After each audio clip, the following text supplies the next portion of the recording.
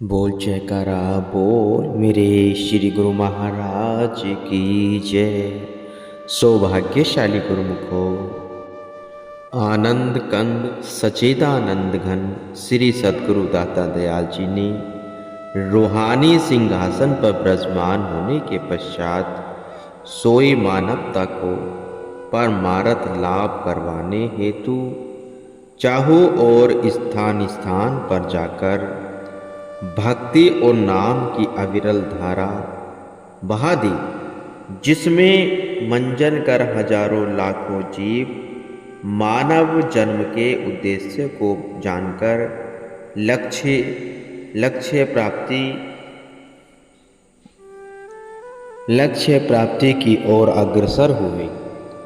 इस हेतु आपने कई आश्रमों का निर्माण करवाकर श्री परमहंसों की दिव्य प्रतिमाएं विराजमान की, ताकि समीवर्ती गुरुमुख जन वहां आकर उनके ध्यान तस्वर को अपने अंतर मन में बसाकर शाश्वत आनंद और सुख की अनुभूति कर सके। मास दिसंबर सन 1970 में आपने श्री आनंदपुर में परम धाम ग्वालियर होते हुए श्री संत नगर की धरती की पुकार को सुनकर वहां कृपा की। इसी मार्ग के माध्यम श्री संत नगर से लगभग 30 किलोमीटर पहले धौलपुर शहर में भक्त महावीर जी और त्रिलोकीनाथ रस्तोगी जी का प्रेमी गुरुमुख परिवार रहता था। श्री संत नगर में आने जाने वाले महात्मा बाइयाँ एवं अन्य गुरुमुख भक्त जो ट्रेन द्वारा देर सवेरे धौलपुर स्टेशन पर पहुँचते थे, वे सब यहाँ इनके घर में वे विश्राम करते। सारा परिवार बहुत श्रद्धा भावना और दिलो जान से सबको सेवा करना हुआ अपने धन्य भाग्य मनाता। श्री सद्गुरु महाराज जी ने इनकी विनय पर सन 1976 में इनके घर पधारे। महाप्रभु जी को अपने घर में अपने समीप पाकर सबके हृदय में अपार आनंद छा गया। आप सारे परिवार के भक्ति भाव और प्रेम से अति प्रसन्न हुए और उनकी हार्दिक भावना को पूर्ण करने के लिए श्री संत नगर में आते जाते हुए धौलपुर कुछ समय ठहरकर श्री दर्शन के लिए श्री संत नगर से आते जाते हुए धौलपुर कुछ समय ठहरकर श्री दर्शन देना स्वीकार किया। परिवार की तो खुशी का कोई ठिकाना न था। सन 1976 से सन 2000 तक आपने जब भी श्री संत नगर कृपा की तो धौलपुर में भक्त जी द्वारा आयोजित स्थान पर सबको अपने पावन श्री दर्शनों से कृतार्थ किया। सन 1998 में श्री प्रभु जी ने भक्त महावीर जी को धौलपुर आश्रम बनाने की आज्ञा फरमाई। इस हेतु आपने स्वयं यहाँ पहुंचकर कई स्थानों का निरीक्षण किया। परिवार के सदस्यों के नाम पर भी कुछ जमीनें थीं। उनके आग्रह पर आपने उनका सबका भी निरीक्षण किया और नेशनल हाईवे 23 पर स्थित भक्त स्वतंत्र जी के प्लांट को आश्रम के लिए उपयुक्त जानकर वहां आश्रम बनाने की अनुमति प्रदान की। यह वही पुण्यमय स्थान था जहां एक बार श्री संत नगर की और जाते हुए श्री 108 श्री आदित्यवाद साईं महाराज जी ने टेंट लगवाकर यहाँ प्रेमियों को अपने पावन श्री दर्शनों से निहाल किया था। इसी धरती के कण कण ने आज पुण्य महापुरुषों की पावन चरण रज से कृतार्थ होने का सौभाग्य प्राप्त कर आपकी अभ्यर्थना करते हुए कोटि कोटि आभार प्रकट किया है। श्री सद्गुरु दाता दयाल जी की अपार कृपा को पाकर शीघ्र ही सब रूपरेखा तैयार करवाकर इस आश्रम के निर्माण कार्य में जुट गए। आप स्वयं भी यहाँ पधार कर सब कार्य समझाते, प्रोत्साहन देकर सेवा का उत्साह बढ़ाते। आपके दिव्य मनोहारी छटा को निरखकर सबके हृदय कमल खिल जाते। 2 वर्ष में आश्रम बनकर तैयार हो गया। भक्त जी की रहबरवाई भक्त कृष्णानंद जी ने समस्त परिवार की ओर से श्री चरणों में इसके मुहूर्त के लिए विनय की। मास सन 2000 में आपने श्री संत नगर में कृपा की। 20 मार्च को होली का पर्व वहां मनाया। 28 मार्च दिन मंगलवार को प्रातः श्री कार में ब्रजमान होकर आप धौलपुर में पधारे। गुरुमुखों की बस, पिकअप एवं कुछ दर्शनार्थी संगतें साथ थी। श्री प्रभु जी के शुभ आगमन का सबने मिलकर भव्य स्वागत किया। सारे आश्रम को लड़ियों, रंग बिरंगे गुब्बारों, पुष्पों से खूब सजाया गया। 10 बजे के लगभग महाप्रभु जी ने निज कर कमलों से श्री मंदिर जी में श्री परमहंसों के पावन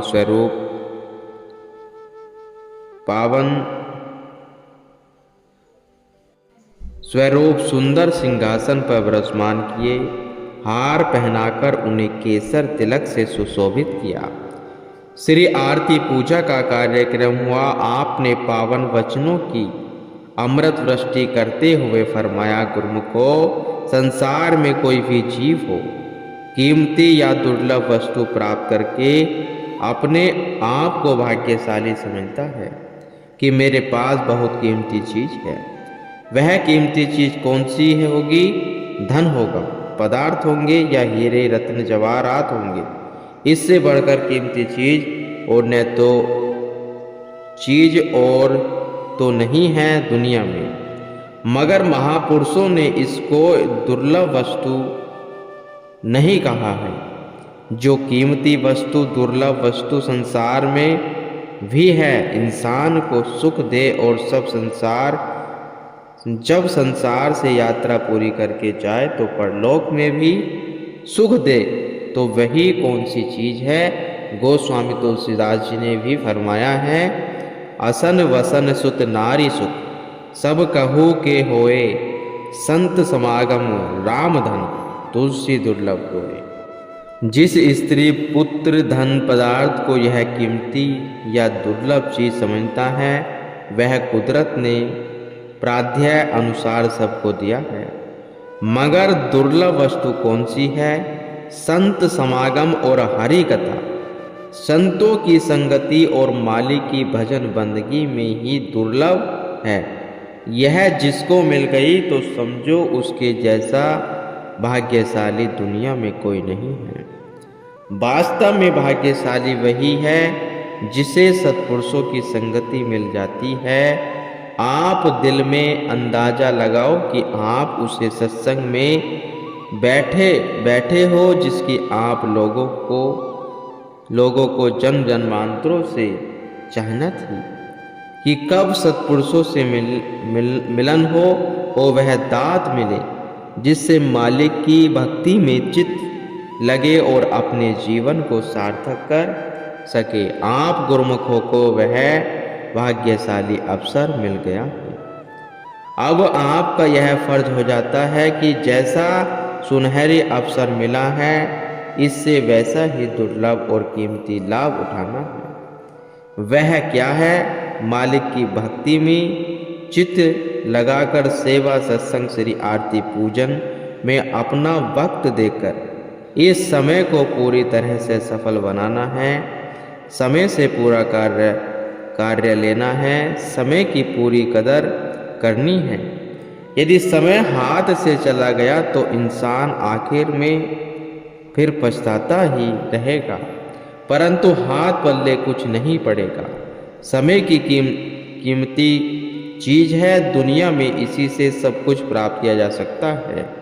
कहा है, यह अवसर दुर्लभ महा नित्य पाया नहीं जाए, जो अब के चेतो नहीं पछतावा रह जाए। इस दुर्लभ समय में इंसान सब कुछ कर सकता है। इंसान को वह शक्ति हासिल है, वह भगवान की भक्ति करके भगवान से मिल सकता है। इतनी ताकत होते हुए फिर क्या करना है? केवल यह ख्याल करना ही है कि समय का सदुपयोग किया जाए। हर समय इंसान अपने ऊपर का यह निगाह रखे कि अपना समय सत्संग बंदगी में खर्च होता है या दूसरे कामों में। इसलिए अगर दूसरे कामों का ख्याल छोड़कर केवल इसमें अपना ध्यान देगा तो उसके सारे काम अपने आप पूर्ण हो जाएंगे। सार वस्तु है जगत में पावन हरि का नाम, नाम हरि का सिमरते पूर्ण हो सबका। मालिक का नाम ही सार वस्तु है, यही अपनी चीज है। इसी का सुमरण करने से, अपने दिल में बसाने से दुनिया के सब काम अपने आप ही पूर्ण हो जाएंगे। अपना निजी काम अर्थात आत्मा को जन्मों से परमात्मा से बिछड़ी हुई थी, वह परमात्मा के साथ मिल गई है, तो इसका सारा काम हो गया। गुरुमुखों, यही काम करना है और इसी काम के लिए आज इस आश्रम के मुहूर्त का सुनहरी अवसर मिला है, जिसका नाम आनंद नगर रखा है। आपने भक्त को मालिक की भजन बंदगी में लगाते हुए अपने जीवन में आनंद भरना है और अपने जीवन के लक्ष्य को पूरा करना है। पावन वचनों को श्रवण कर आई हुई समस्त संगत गदगद कंठ से गुरु महिमा के गीत गाते हुए महाप्रभु जी का आभार प्रकट करने लगी। आपने परिवार के सभी सदस्यों को बुलाकर श्री वचन किए। आपका और हमारा इस जन्म और युग का संबंध नहीं है। आप द्वापर युग से हमारे साथ चले आ रहे हो। आप सब वही ग्वाल बाल हो। सेवक स्वामी का नाता आदि जुगादि से चला आ रहा है। आप सब गुरु आज्ञा में चलते हुए सेवा में संलग्न रहकर भक्ति के साधनों को अपनाते हुए अपने जन्म को सकारत करें और मालिक की प्रसन्नता को प्राप्त करें। गुरुमुख।